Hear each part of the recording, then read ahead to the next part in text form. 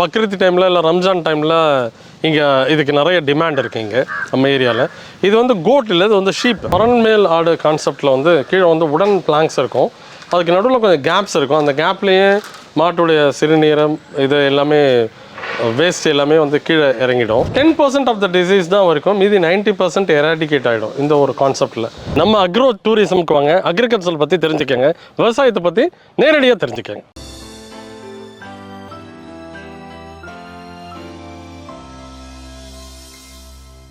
இந்த IN-SPACe natural agro ஃபார்மில் இன்னொரு பார்ட் வந்து ஆடுங்க.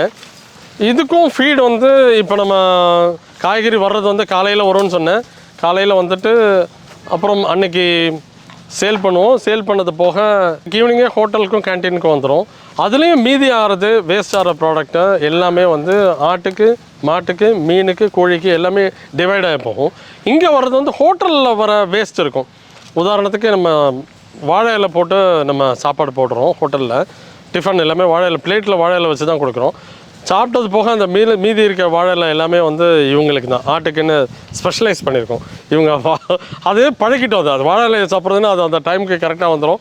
வாழை இலை கொண்டு வந்து போட்டுருவாங்க காலையில், ஈவினிங். இது இல்லாமல் ஃபீடும் கொடுக்குறோம், ஈவினிங்கில் டெய்லி ஃபீடு இருக்கும். பட் அதை விட மேஜர் இது வந்து இலைங்களை சாப்பிட்றதுக்கும் காய்கறி வேஸ்ட்டு அதுங்க சாப்பிட்றதுக்கும் அதுக்கெல்லாம் நல்லா பழக்கப்படுத்தியிருக்கோம். அவங்களுக்கு அந்த உணவே போதுமானதாக இருக்கும். இயர்லி ஒன்ஸ் வந்து சேல்ஸ் பண்ணுறோம்.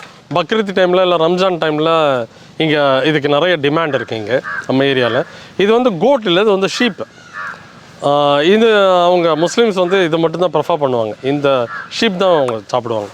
அதுக்காக அவங்களுக்கு வந்து இங்கே இது ரொம்ப ஸ்பெஷலைஸ்டு இந்த ஏரியாவில் இந்த ஷீப்.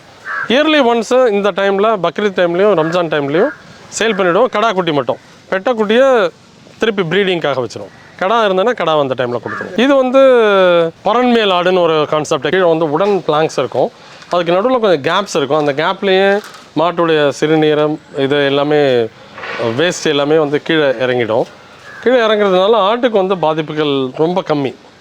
வெளியே நம்ம வளர்த்தோன்னா வர டிசீஸில் இதுலேயும் வரும், பட் 10% ஆஃப் த டிசீஸ் தான் இருக்கும், மீதி 90% எராடிகேட் ஆகிடும் இந்த ஒரு கான்செப்டில்.